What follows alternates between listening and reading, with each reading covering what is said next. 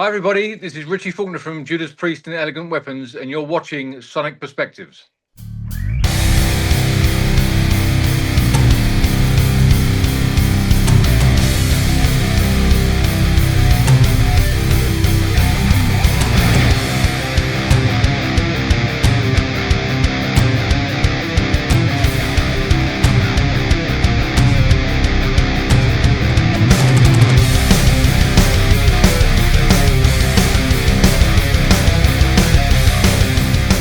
Hello, everyone, and welcome to another interview of Sonic Perspectives. I'm Rodrigo, and today I have the pleasure of speaking with Richie Faulkner of Judas Priest and Elegant Weapons. Richie, thank you so much for joining us. Rodrigo, it's a pleasure. Thanks for taking the time, man. Yeah, well, it's 10:30 a.m. where I'm located in Toronto, and it's 9:30 a.m. for you. By no means it's rockstar hour. So what's going on, man? Well, I've been up all night partying, so I haven't been to bed yet. So, Good stuff. no, I'm joking. No, it's 9:30 in the morning. I've been up since about 7 o'clock being a dad this morning. So, Oh, wow. breakfast for the 6-year-old and doing bits and pieces around the house. So, not rock and roll at all. Right, fair enough. You're in Nashville, right? Yes, correct. Yes. Good stuff. Yeah, I remember I spoke with Wolf Hoffman of Accept not too long ago, and he said when he moved there, it's like it was all country music, but now it's like a mecca for any kind of genre, right? Pretty much, pretty Yeah. much. It's called Music City. As Yeah. you said, originally it's kind of known for country music, but there's been an influx of so many people, so many musicians from around the world, around the country. Yeah. There's all sorts of stuff here now. There's a lot of rockers here, and it's just basically like Music City. If any music is here, so all the industry, whatever music you play, it seems to be a hotbed for whatever kind of music you play, really. Awesome. Yeah. Well, let's talk about the second album of Elegant Weapons, Evolution. I love how the title is very direct and at the same time summarizes the current moment of the band, right? That's it. That's exactly what it is. So it's the second record.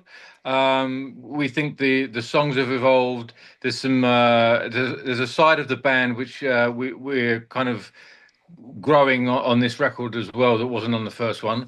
Obviously, the band has evolved as well since 2023. We went out on the road. We got some new guys in the band. They're not new anymore, but Davey from Uriah Heep is a good friend of mine on Mhm. bass. Christopher Williams also a good friend of mine. He's local here on drums. So we're introducing that as well. The band has evolved. The songs have evolved. And so yeah, and as we consider it an evolution of those things. So we've figured it was appropriate to call the album that as well. Yeah, yeah. Well, we did an interview when the first one came out, and you told me the foundation for these songs, or for the songs of a potential second album, had been laid. And a lot of the material here stems from those sessions, right? That's correct. Yeah, Mhm. it was. We were actually doing videos for the first record. I think it was Horns for a Halo and Do or Die. So the guys were here in Nashville. So me, Davey, and Christopher went into the studio to record what became the drum tracks. So we did it all together. That was another thing that evolved as well from the first record. The way we recorded it together in the studio. We captured the drum tracks and built that core drum tracks. We put the guitars and bass on later, but we recorded the drum tracks together, which I think creates a spontaneous vibe. So if I do something on the guitar, or Davey does something, or Christopher does something, we all interact and capture that spontaneity. And also the vocals. We did them all separately. I was doing it like this. So we were on a Zoom call with Ronnie in his studio. Andy Sneap, the producer, was in his studio, and I was here in my studio. And we built the vocals from the ground up. So we had the melodies, we had the vocal lines and everything. But if there was something we needed to change, if it was the vocal technique or different wording or different melodies or harmonies, different microphones, sometimes different ways of doing it, we'd build it from the ground up. So Right. that was an evolution as well, the way we recorded it. Yeah. And I think, right from the first single, Bridges Burn, you can immediately see that there's a lot more Ronnie on this album, right? He's a lot more prevalent, if that was even possible. But yeah. Absolutely, no, you're absolutely right. I mean, but the good thing was that, as I said, the first record, the vocals were originally sung by another singer, so Oh, they're already recorded what we wanted. So we gave them to Ronnie and said, "Sing them like this, really," and he did that and sent them back, and they were phenomenal. But on this one, we wanted more Ronnie. We wanted, especially Andy. He wanted to produce Ronnie more, to really get some more Ronnie Romero out of him. And Yeah, I think we did that, and I think it turned out better for doing that. You know.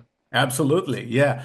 And how did you and Andy split the production duties? I know, like, yeah, you guys interacted a lot doing this. So, Well, Andy, obviously, he's the more technical guy in this, and Mhm. you know, so he does as far as mic placement and mixing and mastering, Right. you know, blending everything together. That's Andy's bag. As far as I'm concerned, he leaves me to kind of do my guitar parts and the arrangements of the songs, kind of up to me.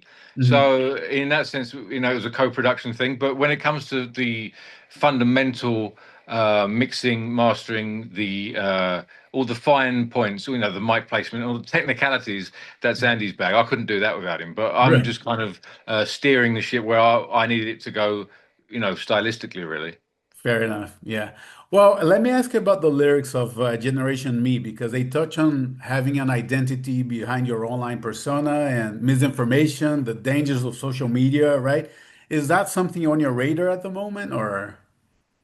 I think it's on everyone's radar. You know, I've got almost a 6-year-old daughter, and so she's not into that yet. She hasn't got into that sort of world, but it's Yeah. round the corner. You know, Lucky she's you. starting to hear about it from her friends at school and kindergarten and stuff like that. And Yeah. it's the world we live in. You know, some countries around the world are actually banning social media until a certain age. So it's kind of in our social sphere of consciousness. You know, and I Yeah. just think, you know, online, maybe you and me are the same. In our generation, we know what it's like not to have that. We didn't Yeah. have that when we were growing up, so I think we know what it's like to distance ourselves from it. We know what it's like not to live in that world. But it seems like a lot of people these days, they kind of think that the world revolves around them. You know, it's all about them, and they can build their own echo chamber in their own little sphere online. You know, I don't know if that's a good thing or not. So Yeah. it touches briefly on that, but different generations. But Yeah. it all seems like it's all about generation me and what I'm going through, and I'm having it the worst. But every generation has their thing, but it's just the echo chamber that people can build focuses on them and doesn't let them think about anything else. So it's just basically that kind Yeah. of statement, really. Yeah. No, that caught my attention because I'm also the dad of, a young daughter and she's 11 now. She asked me for a phone the other day. So that's very Right. much my Yeah. reality at the moment. Yeah. Yeah. Even adults, you know, even Yeah. adults, they're kind of uh, affected by it in that way. You Yeah. know. Yeah, it's a strange thing, and it's just the way that the internet and social media specifically are shaping the way that humans live. You know, Yeah. and it's an interesting one. Yeah. Well, and of course, I'm a metalhead, but what caught my attention here on this album is the melodic side of it. For example, Keeper of the Keys, which is a long epic with several mood swings in between, right? Tell me about that one. Yeah, it's one of my favorite tracks on the record. Adam Wakeman plays keyboards on that, Yeah. and he plays it on "Come Back to Me" as well. So two songs he plays on. He did a fantastic job. Uh-huh. Really brings the song alive. Obviously, it's great when you're writing a song like that, and you've got to listen to what the song is telling you. And to me, it told me this has got to be like a Rainbow, Deep Purple kind of vibe, especially with the way Ronnie sings. So Yeah. it starts with keys, you know, the Hammond, the rotary speaker, Ronnie, and just one, you know, the guitar, and then and builds throughout. And at the end, it kind of really takes off. It kind of jams out at the end with the organ and the guitars and drums and bass and everything. And and we had to put it at the end of the album. I wanted to put it earlier on in the record because I think it Mm. shows another side to the band, but I couldn't put anything after it. It was such a appropriate closer Yeah. for the record. You know what I mean? The way it ends and the way it builds up at the end. It had to go at the end of the record to end the record. So yeah, I'm looking forward to for people to hear this one and playing this one live too. Yeah. Did Adam do the keyboard intro to the Devil Calls as well? No, that was me. I can do Oh, certain things, and especially when it's MIDI, I can kind of control the MIDI. You know, I'm not a keyboard player by any means, but if it's something, if it's easy stuff like pads underneath or MIDI right. stuff, it came from the guitar. That came from the guitar riff. So Okay. I just kind of copied it on MIDI notes and put it into a synth. And I love synth. I love kind of 80s. synth and synthwave and stuff. So I always try. Actually, Bridges Burn actually originally had a synth intro, but I got rid of it because it Oh, was a bit too long. Um, but the good yeah. thing is I can save that intro for something else maybe in the future. So yeah, but so I could do the synthwavey stuff because Yeah. it came from the guitar, you know. Yeah. No, on the Devil Calls, that's very much an 80s vibe for sure. Yeah. Yeah, I kind of snuck it in there on Panic Attack as well on the last Priest album. Oh, You yeah. know, Yeah. it can if I can, I'll get the synth in there somewhere. Right. Well, speaking of hard rock, Shooting Shadows is another one that has like a moodier feel or a hard rock feel. But that riff, I think that riff would have gone on a heavier track as well if you do the arrangement just in a different way, right? I think so. I think it's Yeah. kind of like a Pantera riff Yeah.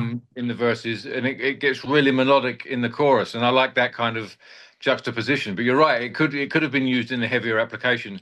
But Yeah. I love melody. You know, I've always loved melody. I think you know it's the song first and the melody. For me, I'm not a big lyric fan. I don't really write a lot of lyrics. For me, it's about the song and the melody, and I like the way it goes from really heavy in the verses to that melodic chorus. Um, so yeah, I thought it was a good contrast. Yeah, yeah. Well, speaking of lyrics, I read the press release first, and it talks about rupture, which Mhm. is, it's related to your on-stage medical emergency. I thought you were gonna put some words into what you felt that night, or something like that. But no, it's an instrumental. But how was it like to revisit that experience when you wrote that riff? Well, it's funny. You know, I didn't do any lyrics to it, but it's kind of it's influenced by my experience, but I didn't Mhm. want to make it about me specifically. You know, Fair I could enough. see when I came up with the guitar line, um, I could you know you get sometimes you get like a movie in your head when you listen to a piece of music, and Yeah, I could see someone in a hospital bed with you know machines around them and wires and tubes you know keeping them alive. So I kind of drew influence, and the heartbeat as well. I could hear like a heartbeat through it. yeah, Um, so that's what I could see really, and I could feel like turmoil in the music, but I could also hear strength and hope, you know. yeah, Um, and at the end, obviously, it flatlines. The heartbeat stops, and the person in the song, so to yeah, speak, flatlines, which yeah. obviously I didn't do, fortunately. But then obviously on the record, it then crashes in with the next song, which escapes me. It always escapes me, and whenever I tell someone about it, I always forget the name of the song after it, which isn't a Mercy of the good Fallen. sign, is Yeah, it really? Yes, Mercy of the Fallen. yeah. So for you know, to make it more dramatic, it flatlines and then crashes in with Mercy of the Fallen. So I thought it was quite a cool dynamic to try out on a record. So that's what we Yeah. did. Yeah, no, I love how it's like a circular riff that repeats itself and expands throughout the song. That's brilliant. I loved it. Yeah. And it also revisits in Mercy of the Fallen as well. It also revisits that experience. So Yeah. they're kind of related together, those two songs. Yeah. And so let me ask you, at this point, does it feel less like a side project and more like a real band for you, Elegant Weapons, or? Yeah, it always did really, but Mhm. I'd say more so now. Yeah, the band's become more established. It's more than a COVID record, which I didn't want it. I didn't want it to be anyway. I wanted it to be more than that, but now it's become more than Yeah. that. So it feels more solidified. The band has become more solidified. You know, great guys in the band.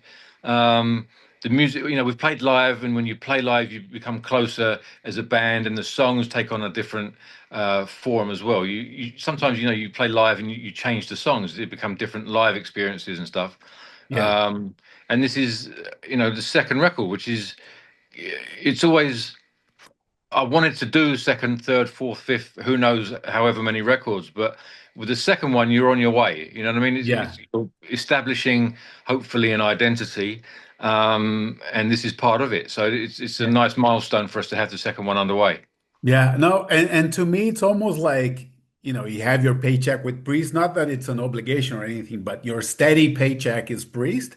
And then you sort of do that exploration on the side and kind of build that from scratch, really, and slowly try to build the fan base and everything, right? So it's Well, that's the exciting. point, really. That's Yeah. the point. You know, at the beginning when I joined Priest, it was on the farewell tour. You know, Yeah. you know, luckily Priest is still around, and luckily that I'm allowed to explore other things as well. But Yeah. all of us in the band are with other bands, and we're all of the same mindset, really.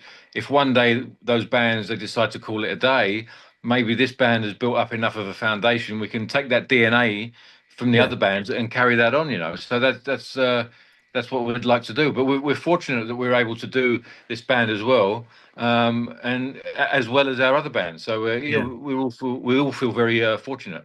Yeah. And I saw you with Priest here in Toronto about 6 months ago with Alice Cooper and of Conformity. You Yeah. guys are still like on fire. There's literally no plans to slow down, at least not visibly to me. What is happening currently with the band? Well, we were in the studio all of February, putting down the Okay. foundations for the next record. Okay. Um, so as you said, they don't stop. No. You know, we had a few months off after that Alice Cooper and Corrosion of Conformity tour, which was great, by the way, great fun. Alice is always great. Alice's band is always great, and the Yeah. Corrosion guys are great. They've got a new record coming out at the moment as well. Mhm. Um, and so yeah, back in the studio. Look, February just gone. We've got some summer dates coming up in Europe, and then with a historically with a new album comes a new tour. So we'll see what happens with that. So yeah, no signs of slowing down, man. I mean, they're more than 50 years into this, and they're still Yeah. they're still doing it. They still love it, and yeah, man. Yeah. Who Like, knew? 50. I've been with them 15 years, So um, yeah. Uh, who knows what's going to happen? Yeah, I was gonna say, like you said, you joined for the farewell tour, and here we are, like with uh, three studio albums that you've done with them right now, right? Absolute highlight of their career. These, at least the last two, firepower for me, like up here with Painkiller and the older stuff. So, yeah, I appreciate it, man. yeah, Yeah, I mean, as I said, I've said it before, but people ask me all the time, "What's the secret? What's their secret?"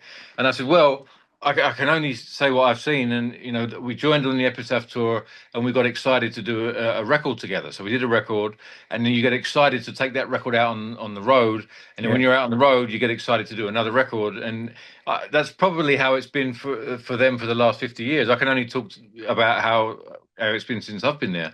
But yeah, that's how it's been. We were out last year and the year before promoting Invincible Shield. Somewhere during that time period, we started thinking about the next record and putting down riffs. And here we are again, putting down some the foundations for a new studio record. And no doubt it'll be another tour, and then the cycle repeats until they can't, or I can't, or whoever can't do it anymore. yeah. That's the way it usually goes. Yeah. And with Elegant Weapons, I mean, the album comes out April 24th, I believe. What kind of, live plans or touring plans do you have?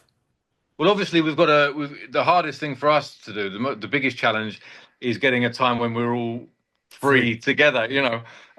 So we're looking. Priest are out until the end of September. The last show is at Hammersmith in London on the 21st of September, I think. So we're looking at doing some stuff after that with the weapons. We don't know if it's going to be Europe or the States or wherever at the moment. We're looking at all possibilities. So as soon as we get some stuff locked in, we'll let our socials know. We'll let you guys know, and yeah, it'll be online, obviously. So we'll let you guys know. Yeah, no, absolutely. I'd love for you guys to come to Canada. I know that you've done interviews for other Canadian vehicles, and everyone's the same. Like, please come play here. But it's not as easy to put together a tour, especially in North America, where it's very competitive and it costs a lot, right? It does. It's one of the things, the economics of it all these days. We'd love to come and play. Every band lives to play live. Most bands, I'd say. Yeah, The economics of it is difficult. yeah, But it's possible if you get the right package and the right get all the economics right. It's doable. We'd love to come and play Canada. We love Canada, and we yeah. do get a lot of people asking us when we're with priests and stuff. We do some meet and greet stuff. And we always get people asking when are Elegant Weapons coming through, which is which Yeah, is huge. It's incredible. I'm incredibly grateful for that. yeah. So hopefully we can at some point. Yeah, there has to be like the right bill, right? Or the other band that could do like a co-headline tour that's just as hungry and maybe at the same time in Yeah, their career as you guys. So, yeah. yeah, exactly. It's got to be the right package and it's Yeah. got to make sense. But I'm sure we'll figure something out. Yeah, yeah. Man, I'll keep my fingers crossed, but for now, thank you so much for your time. Thank you for another great record. And yeah, horns up. I hope I get to see you guys here. Thank you, Rodrigo. Hopefully see you very soon, man. Cheers. Take care, man. Take Bye-bye. care, man. Bye bye. Bye.